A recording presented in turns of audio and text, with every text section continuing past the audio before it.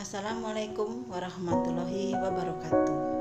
Saya Yayu Irawati dari kelas B, mahasiswa Sarjana Terapan Kebidanan Poltekkes Mataram.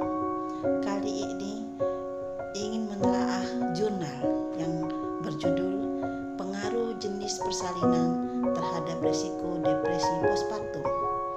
Ibu dosen pembimbing Ibu Fitrah Arsinur Korea SST MCAT. Adapun problem depresi postpartum sering terjadi pada masa adaptasi psikologis ibu masa nifas. Walaupun insidennya sulit untuk diketahui secara pasti, namun diyakini 10-15% ibu melahirkan mengalami gangguan ini.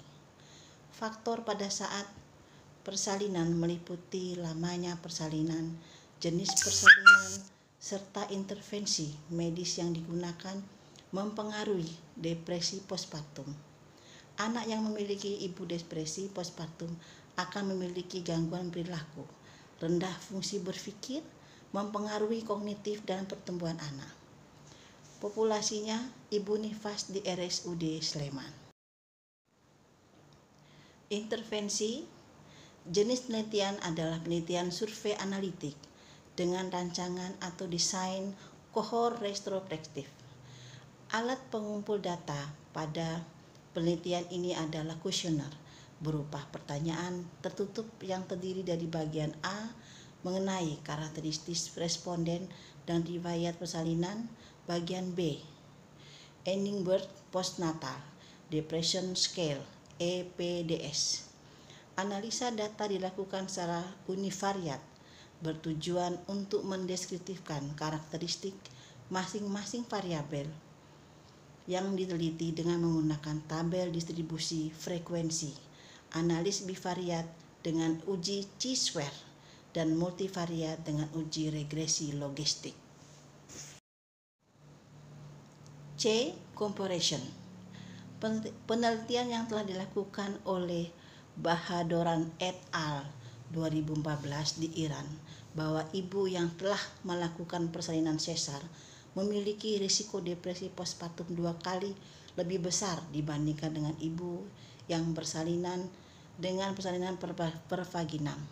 Perubahan psikologis yang terjadi pada ibu masa nifas terjadi karena beberapa hal, yaitu pengalaman selama melahirkan, tanggung jawab peran sebagai ibu, adanya anggota keluarga bayi, serta peran baru sebagai seorang ibu.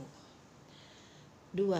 Jenis persalinan berpengaruh terhadap risiko depresi postpartum ini dikarenakan oleh pengalaman ibu. Hal ini senada dengan pendapat Krugman dalam Marni tahun 2014 bahwa faktor saat persalinan yang mencakup lamanya persalinan, jenis persalinan serta intervensi medis yang digunakan selama proses persalinan akan mempengaruhi resiko depresi postpartum. Ibu yang persalinan bedah sesar penyembuhannya lebih lama dibanding dengan persalinan per vaginam. Hal ini akan menghambat ibu untuk menjalani peran barunya sebagai ibu sehingga membuat ibu dengan persalinan bedah sesar lebih beresiko depresi postpartum, sehingga perlu dilakukan deteksi dini untuk melihat resiko depresi postpartum pada ibu nifas, dan ibu nifas yang berisiko depresi postpartum akan segera mendapatkan penanganan. Namun hal ini belum dilakukan di Poli Kebidanan dan Kandungan RSUD Sleman, Yogyakarta. O. Outcome. Angka kejadian risiko depresi postpartum pada ibu nifas di RSUD Sleman adalah 36,3%. Ibu dengan persalinan bedah sesar memiliki peluang risiko depresi postpartum 3,716 kali lebih besar dibanding dengan ibu yang persalinan per vaginam. Ibu yang bekerja memiliki peluang risiko depresi postpartum 2,411 kali lebih besar dibandingkan dengan ibu yang tidak bekerja. Risiko depresi pada kelompok bedah sesar tetap bermakna setelah dikontrol dengan variabel pekerjaan. Berdasarkan kasus di lapangan, bahwa persalinan yang disertai dengan komplikasi dan berakhir dengan tindakan seperti vakum dan operasi sesar mengakibatkan trauma tersendiri bagi ibu bersalin tersebut yang berdampak pada masa postpartum.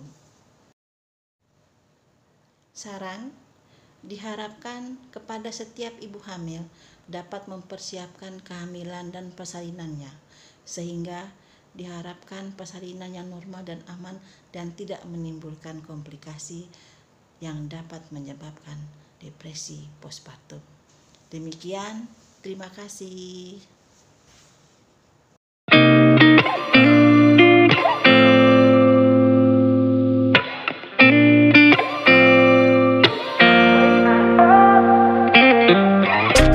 Gotta find my